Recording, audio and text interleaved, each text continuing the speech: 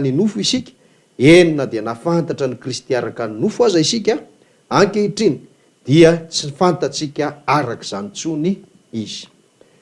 Io teny io dia manambara mamintina ny zavatra efa nianarantsika efa namafisiko teo. Ary manomboka eto zany ianareo no ohatran'ny hoe jamba teo aloha fa mahiratra zao. Satria zao teny vakitsika zao za mino hoe tsy vitsy amintsika nefa naheno an'izany, tsy vitsy amintsika nefa namaky an'io. Fa saingy mety tsy liana koa rehetra angamba ianao tamin'ny fotoana namakianao azy hoe inona ary ny dikan'izany teny zany. Fa manomboka eto zay le hoe tahaka ny mahiratra ianao dia lasa fantatrao, mivaingana ary ohatry ny tsapanao iainanao zao tenin'Andriamanitra izao. Ny fitiavan'i Kristy ozy manery anay satria zao no hevitray.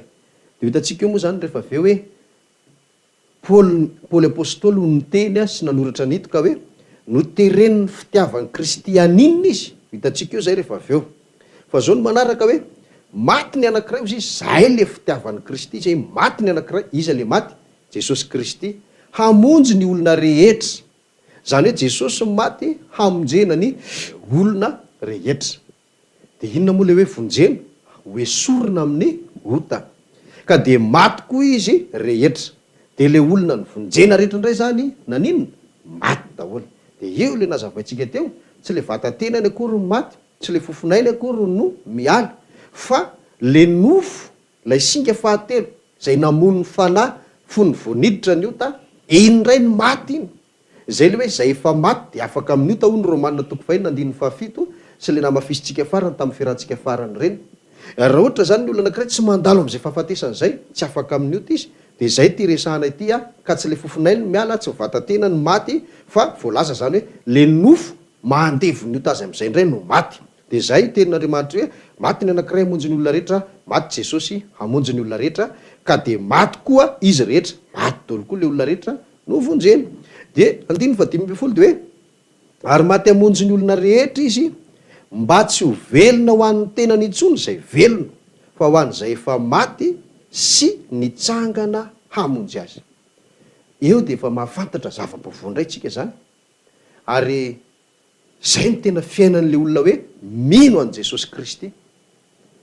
Dia maty zany le mandevon'ny ota azy, le fanahy amin'izay ny velona ao anatiny io. Dia efa nisy fotoana namakitsika ny Romanina 9 tao alolo tao ny 9:9, ny 7:10, 10:10, ny resadresaka momba ny fanahytsika tamin'izay. Dia tao anatin'izay no nilazana hoe le fanahy fanahy masina sy le fanahy fanahy ao anatintsika, reo no miaraka mitambatra dia miara milaza hoe zanak'Andriamanitra isika. Dia tahak'izay koa ity teny ity, maty hamonjy ny olona rehetra izy, mba tsy ho velona ho an'ny tenany intsony zay velona, fa ho an'izay efa maty sy nitsangana hamonjy azy. Iza moa le hoe maty dia nitsangana hamonjy azy rehefa avy eo? Tsy iza fa Jesosy Kristy inge, le anankiray maty iny dia hamonjy ny olona rehetra rehetra. Dia le olona rehetra rehefa voavonjy, maty le nofony, fanahy indray ny velona.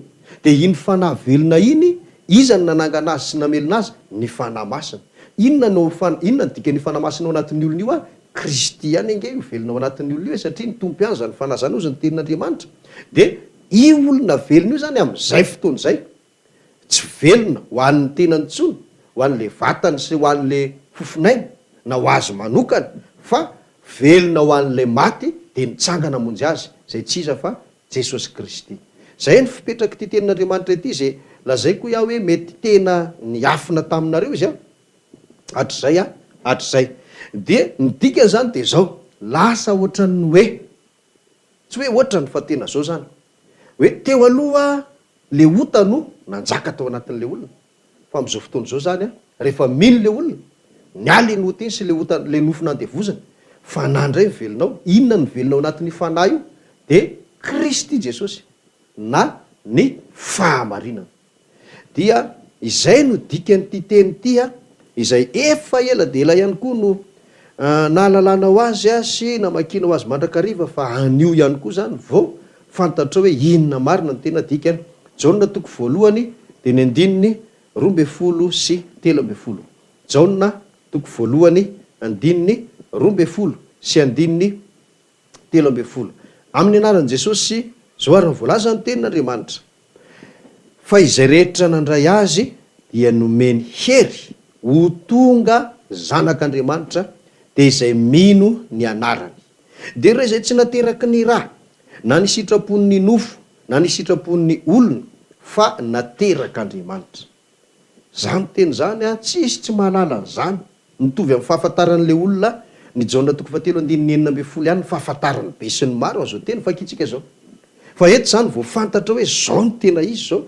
Zay rehetra nandray azy hoy izy. Io zany le hoe nanaiky tamin'ny vava fa Jesosy ny tompony. Zay le hoe raha manaiky amin'ny vavanao ianao, manaiky an'i Jesosy ho tompo amin'ny vavanao ianao, zay le hoe nandray azy zay. Dia matokoa le olona nandray azy efa ao anatiny zany le Jesosy Kristy. Dia rehefa tonga ao anatiny le Jesosy Kristy dia zao tonga nomeny hery aloha voalohany. Dia iny hery iny tsy inona fa hery avy amin'ny rany Jesosy ankehitriny e. Le niantona teo amin'ny hazofijaliana le hoe hery afaka manaisotra an'le ota. Dia rehefa tonga ao anatin'le olona le ota, le hery azafady dia miala le ota. Maty le nofo nipetrahany, miala ho azy, zay ke le hoe nomena hery. Dia rehefa miala ho azy iny dia voalaza amin'izay hoe tonga zanak'Andriamanitra izy. Satria nahoana le fanahy ao anatiny ireny velona. Dia vao eo tsika no laza hoe iny fanahy iny rehefa velona dia miaraka amin'le fanahy masina dia miara milaza hoe zanak'Andriamanitra isika. Dia zay le hoe zay nandray azy dia nomeny hery ho tonga zanak'Andriamanitra. Mirindra sy milahatra tsara le izy. Dia inona na tonga zany ho izy? Izay mino ny anarany. Tatsika hoe raisina tamin'ny alalan'ny finoana zany. Ka ny finoana dia tsy le tenen'ny vava fotsiny hoe mino fa zay efa nazavaintsika izay misy dingana arahana. Dia rehefa aveo mandray an'i Jesosy Kristy dia tonga ao anatin'le olona le famonjena dia Kristy ny velona ao anatin'izay le resaka mino izay. Eo amin'ny 9:7 dia ampiavahany tsara ary avahany tsara mihitsy zany le hoe toy inona le hoe zanak'Andriamanitra zay nandray hery. Dia tahaka izao izy dia ireo izay tsy nateraky ny raha, tsy mitovy an'le hoe ianao nateraky mamanao sy dadanao tsony zany, na ny sitrapon'ny nofo ianao le nateraky ny ray aman-dreninao ihany koa zany, tsy mitovy an'iny tsony ianao zany. Iny ianao zanak'olombelona, zanaky dada sy mamanao ianao, fa le hoe zanak'Andriamanitra zany tsy tahaka an'izay tsony. Fa inonao izy? Naterak'Andriamanitra. Dia ny fomba niterahan'Andriamanitra antsika dia efa le nazavaina rehetrarehetra teo. Efa le nazavaina rehetrarehetra teo ary mbola isy fanazavana hafa teny zao amin'ny lesona hafa. Fa mino ho tadidinao tsara izy amin'izay na dia sendra adiniko aza hoe toy izay le hoe aterak'Andriamanitra. Ka tsy hoe hiditra ao anatin'ny kibon'Andriamanitra isika, na hoe sanatriavina araka ny fanany anin'ny olona hoe hanambady zany Andriamanitra, na hoe manambady ve Andriamanitra dia hiteraka antsika rehetrarehetra. Tsy izany, tena tsy izany le izy. Fa zay efa nazavaintsika zay le zavatra hoe ahoana ny atonga anao ho tonga amin'le toerana hoe zanak'Andriamanitra ianao, dia le finoana nazavaintsika rehetrarehetra teo.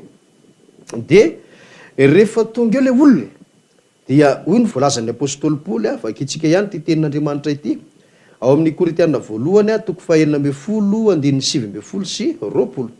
Korinthiana voalohany 4:7 sy 20. Dia ahoana ozy izy? Ahoana ary?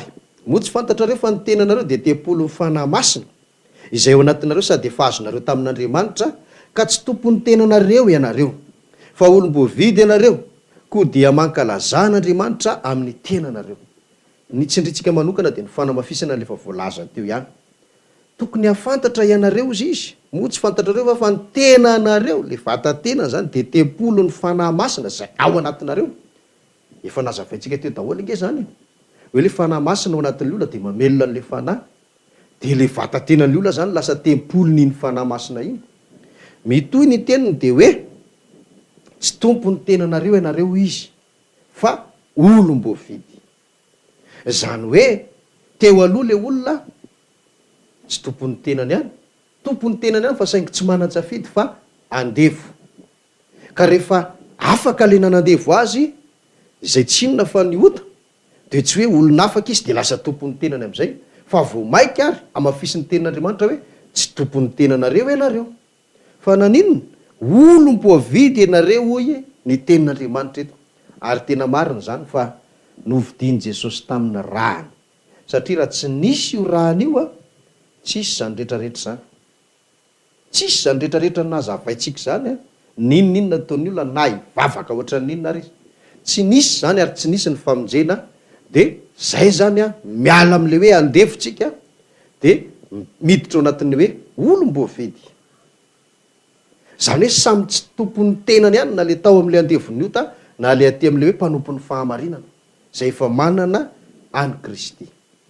Misy andinotsoratra masina ray vaketrika ty a rehefa tonga ao am'izay ny olona ray a zany hoe mino izy tonga zanak'Andriamanitra izy tsy tompon'ny tenantsony izy olom-boafedy izy dia enoeny ny filazan'ny apôstôly Paoly hoe tahaka ninona indray ary a no amiaiza